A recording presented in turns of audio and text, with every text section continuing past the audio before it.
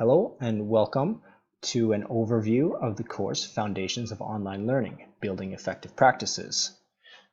In this video, I'd like to take you through the course and just give you a quick idea of the different topics that we'll be learning, or learning together. The first section here is just information about the course, a description, expectations. So do take some time to kind of look at those so you know what is expected of you.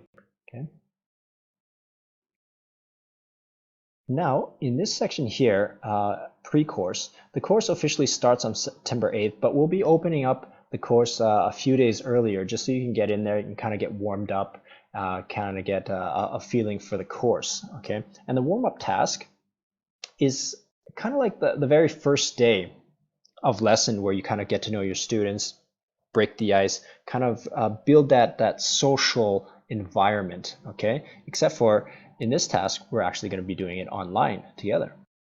Okay, this other part here is a recording to the webinar. If you already attended it, then you can skip over that. But if not, you can access the recording of the webinar there. Okay. The very first topic of learning goes through pedagogy, approaches, methodology, that sort of thing. So if you've never really thought about or you've never read about how people learn, how we teach, that sort of thing, that's what this section is about. Next, we're actually going to take a look at ourselves and how we as teachers get our students to learn. And we're going to be discussing that and talking about the different things we can do to facilitate learning in an online environment.